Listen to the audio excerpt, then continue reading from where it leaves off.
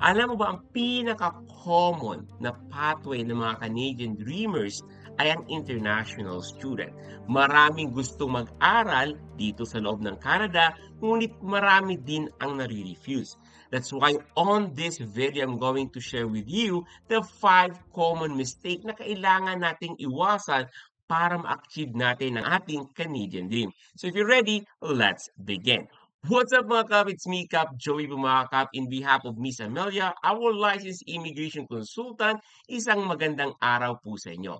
Anyway po mga kap, pag-uusapan natin ang 5 common mistakes ng mga international student or nangangarap na mag-aral dito sa loob ng Canada. The first one po mga kap is lack of proof of funds. Napaka-importante that you can prove and show to the immigration officer that you have the financial capacity na kaya mong suportahan ang iyong pag-aaral at ang day-to-day living dito sa loob ng Canada. The second common mistake is inconsistent student plan. Napaka-importante pumakap na tugma or match ang iyong course na kukunin dito sa loob ng Canada sa previous education or work experience mo. Hindi lang po pwede na, uy, kinuha ni Pedro ang kanyang course at ngayon PR na, yun din ang kukunin ko.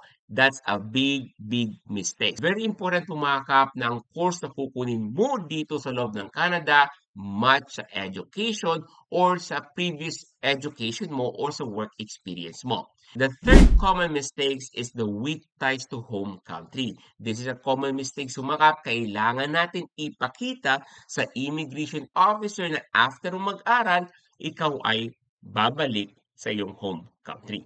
The fourth common mistake is the incomplete documents. Remember, you need to make sure that you understand the requirements of the schools and the immigration. Dalawang application po yan.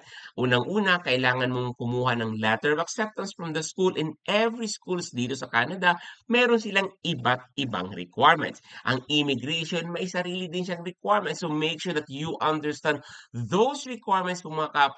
Plus, you need to provide valid documents. Example, if the schools requires you a language test, make sure the language that you're going to provide is valid.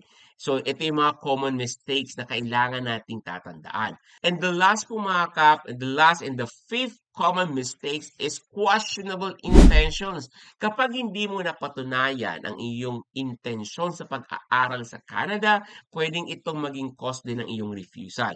So, kailangan po mga kap sa study plan mo, kailangan malinaw na malinaw kung bakit ka mag-aaral. Kailangan mo mapatunayan at makumbinsi ang immigration officers kung ano yung main objective mo, bakit ka mag-aaral. Anyway po mga kap, that's the 5 common mistakes na kailangan nating tandaan at iwasan when you're planning to study in Canada.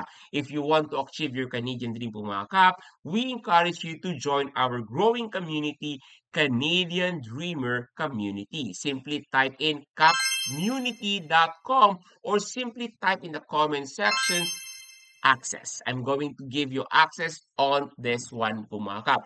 Once you have an access here Pumakap, you will be able to join to the growing community. You can ask questions in the QA board Pumakap, and also you can access all our Canadian Dream Challenge, bootcamp, and also our CAP inspiring stories and podcast Pumakap. Aside from that, you will be able to access our ongoing every week webinars. If you want to learn more about Canadian Dreamers, what are the options? This is the community that you should be part. Maraming salamat mga kap in behalf of Miss Amelia. See you here in Canada.